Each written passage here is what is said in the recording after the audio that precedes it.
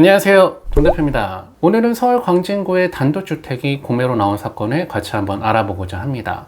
해당 물건 명도가 필요 없는 국유재산으로 나온 물건인데요. 어떠한 부동산이 공매로 나와 있는가 같이 한번 살펴보도록 하겠습니다.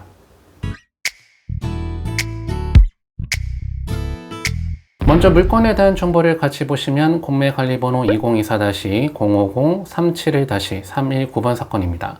소재지는 서울특별시 광진구 능동에 소재하고 있는 물건이고요. 물건 용도는 주거용 건물 이렇게 되어 있고 세부 용도는 단독주택이 공매로 나와 있는 사건입니다. 재산의 종류를 보니까 국유재산이 공매로 나온 사건이고요. 처분 방식을 보니 매각하는 방식이다 이렇게 되어 있죠. 토지 면적은 67평, 건물 면적은 53평 정도 되는 물건이 감정가 25억 5천만 원에 나와 있는 물건입니다. 먼저 어떠한 위치에 나와 있는 공매 물건인지 지도부터 같이 보고 넘어가도록 하겠습니다. 위치를 같이 보시면 해당 물건은 서울 지하철 5호선 아차상역 역세권으로 들어가는 물건이고요. 서울 어린이대공원이 바로 옆에 소재하고 있는 곳에 위치하고 있는 단독주택 물건입니다. 바로 옆에 공원이 소재하고 있고 지하철역하고도 접근성이 좋기 때문에 위치적으로는 괜찮은 물건으로 판단이 되는데요. 어떠한 단독주택이 공매로 나왔는가 사진을 같이 보고 넘어가도록 하겠습니다. 먼저 외관부터 같이 살펴보시면 연식이 좀 있어 보이는 단독주택이 공매로 나와 있는 상태고요. 내부 상태는 비교적 양호한 상태로 되어 있는 단독주택이 공매로 나와 있는 사건입니다. 국유재산 공매 물건은 국가 소유에 있었던 부동산을 매각하는 걸 국유재산이라고 얘기를 하는데요. 공매 공부를 하고 계시는 분들한테 좋은 무료 교육이 있어서 간단하게 소개를 해드리고 넘어가도록 하겠습니다. 이번에 온라인 공매 콘서트를 진행을 하는데요. 유튜브 라이브 방송으로 진행을 합니다. 2024년 9월 12일 목요일 오후 1시부터 4시 반까지 녹화된 내용이 아니라 실시간으로 진행이 되고요. 채팅을 통해서 소통형으로 진행되는 공개 강좌입니다. 이번 내용은 공매 기본 이론과 권리 분석, 그 다음에 주거용 부동산을 실존적으로 공매 이차라는 유형에 대해서 알아볼 건데요. 1부는 PLA드의 박철호 대표님이 진행하실 거고요. 2부는 제가 진행을 하게 됐습니다. 여러분들 많은 관심을 가져보시고 무료 교육이니까 2024년 9월 10일 목요일 오후 1시부터 4시 반까지 진행되니까 관심 있는 분들은 많이 접속하셔서 들어보시면 많은 도움이 되실 겁니다. 국유재산 공매 물건은 국가 소유에 있었던 부동산을 매각하는 걸 국유재산이라고 얘기를 하는데요. 이런 국유재산 물건을 여러분들이 구매하시면 가장 큰 장점이 두 가지가 있습니다. 첫 번째는 바로 권리 분석이 없는 물건이 많다라고 하는 거죠. 아무래도 국가에서 갖고 있던 부동산이니까 채권이 여러 개가 설정되어 있거나 이러지 않겠죠? 두 번째 장점은 바로 명도가 필요 없는 물건이 많다라고 하는 겁니다. 그러면 해당 단독주택은 지금 현재 용도로 임대를 주어서는 임대 수익률이 나오기가 쉬워 보이지 않죠?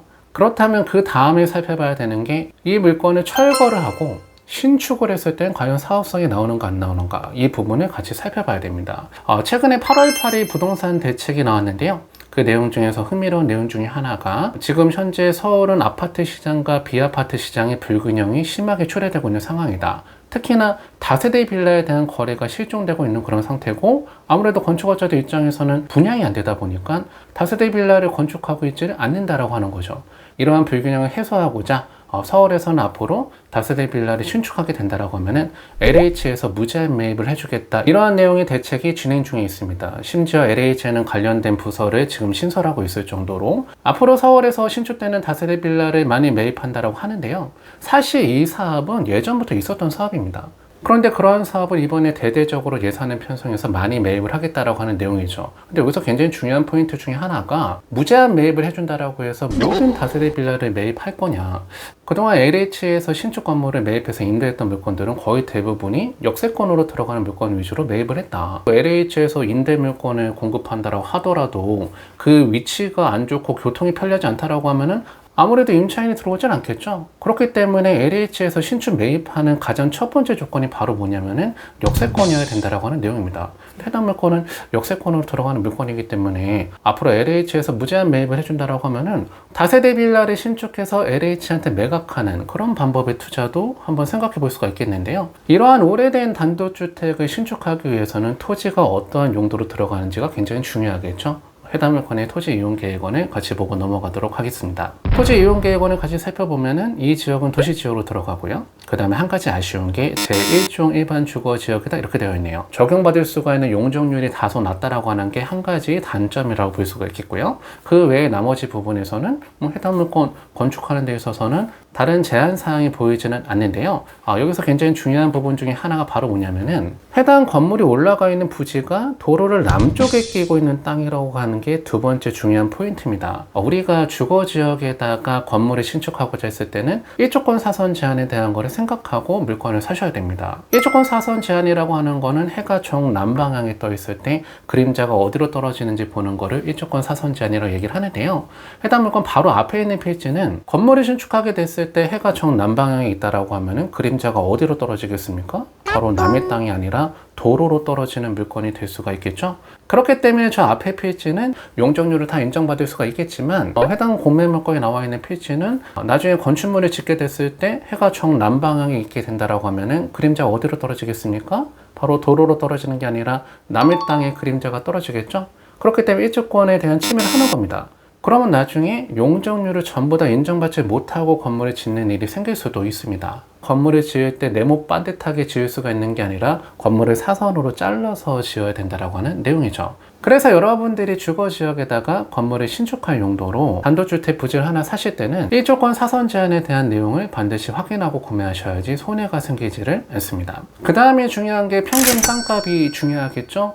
아무래도 단독주택을 사실 때는 토지 평당가가 굉장히 중요할 수밖에 없는데요. 밸류맵을 통해서 주변에 있는 건물들이 최근에 얼마에 거래가 됐는지 같이 한번 살펴보도록 하겠습니다. 해당 공매 물건이 나와 있는 바로 옆에는 매매 물건이 하나 나와 있고요. 토지 평당 금액으로는 4,300만 원에 나와 있습니다. 그 다음에 북쪽에 있는 건물도 올해 거래가 됐는데 이건 경매로 낮춰야 된 겁니다. 경매로 낮춰야 됐는데 토지 평당 금액이 얼마냐면은 4,200만 원 정도의 경매로 낮춰야 된 사례입니다.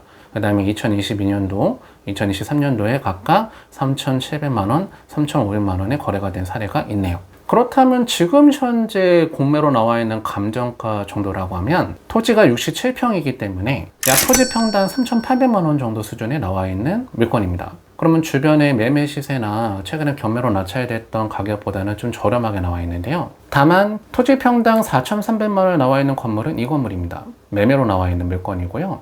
건물 연식이 굉장히 오래됐기 때문에 건물에 대한 가치는 없어 보이는데 땅값만 토지 평당 4,300만 원에 나와 있는 매물이고요. 그 다음에 경매로 낮춰야 된 건물을 같이 한번 살펴보면 이 건축물은 건물에 대한 가치가 있어 보이는 물건이죠. 토지 평당 4,200만 원에 낙찰이 된 사례가 있습니다. 공매로 나와 있는 물건은 건물 연식이 오래된 물건이기 때문에 건물에 대한 가치를 많이 인정받을 수가 없는 물건인데요. 그런 물건이 토지 평당 3,800만 원 정도에 나와 있다라고 하면 지금 현재 가격으로 낙찰받았을 때는 그다지 큰 메리트가 있어 보이지는 않는 물건이죠. 한 번 더 유찰되게 된다라고 하면은 그 다음 차수에는 23억에 진행을 하는 물건인데요. 토지 평당금의 3,400만 원 정도 수준의 낙찰을 받을 수가 있기 때문에 그때 가서 이차를 한번 해보면은 괜찮은 물건이 될 수가 있을 것 같습니다. 자, 오늘 여러분들하고 서울 광진구에 소재하고 있는 국유재산 단독주택 물건 같이 한번 살펴봤습니다. 요즘에 경매 시장이 워낙 과열화되다 보니까 좀 낙찰받는 금액들이 메리트가 없는데요. 이럴 때는 공매 물건으로 좀 관심을 돌려보면 좋지 않을까. 근데 공매 물건은 명도가 좀 까다롭다 보니까 많은 분들이 어렵게 느껴지실 수가 있지만 이런 국유재산, 공유재산 물건들은 명도가 없는 물건들이 많으니까 공매를 처음 투자해 보시는 분들도 부담 없이 투자를 한번 해볼 수가 있는 물건들이고 실제로 좋은 물건들이 많이 나오고 있으니까 관심을 많이 가져보시면 좋지 않을까 이렇게 생각이 됩니다. 오늘 내용 여기까지 해서 마무리하도록 하겠습니다. 오늘 내용이 도움이 되셨다라고 하면은 구독과 좋아요를 부탁드리고 다음 시간에 또 만나 뵙도록 하겠습니다. 감사합니다.